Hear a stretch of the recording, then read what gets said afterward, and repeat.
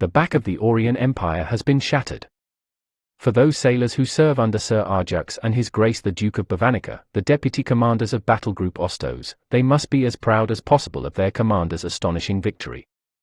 On the 25th of July, a date that will live on in Sarovian history forever, the Imperial Navy encountered the Aurean fleet and began firing.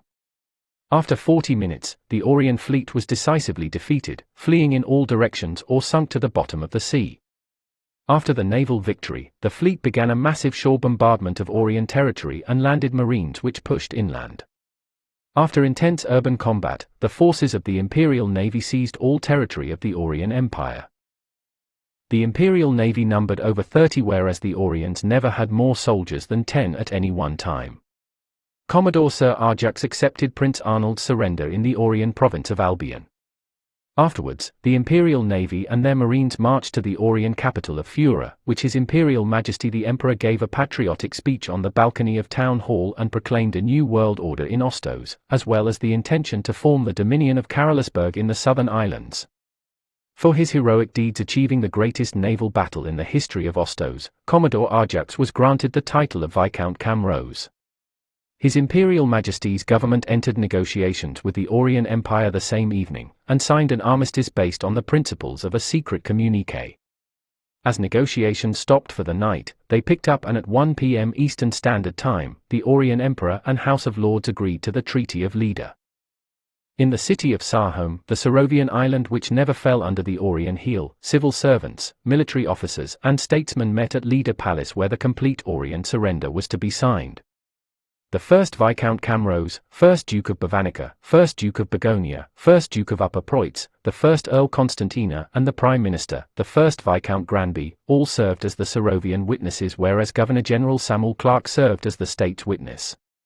His Imperial Highness the Prince of Kiev and His Imperial Majesty the King and Emperor oversaw the proceedings.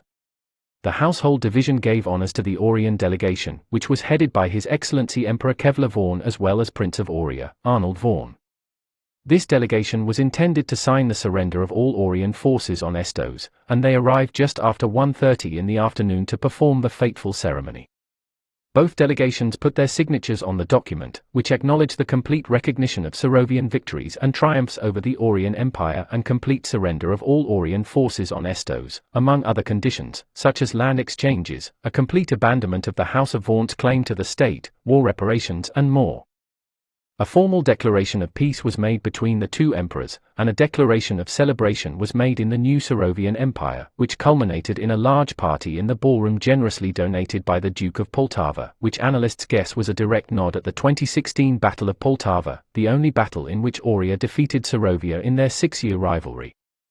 All members of the Antilogonite coalition were invited to the ballroom, which culminated in over 150 members in the ballroom, a total of 20% of all online players in Ostos at the time. The party was so large it was scarcely possible to find another friend to chat with. After 30 minutes of conversation, His Imperial Majesty the Emperor entered to roaring applause and gave a passionate speech which was met by the roar of "Death to Aurea, death to Logan, and death to the House of Vaughan" by many.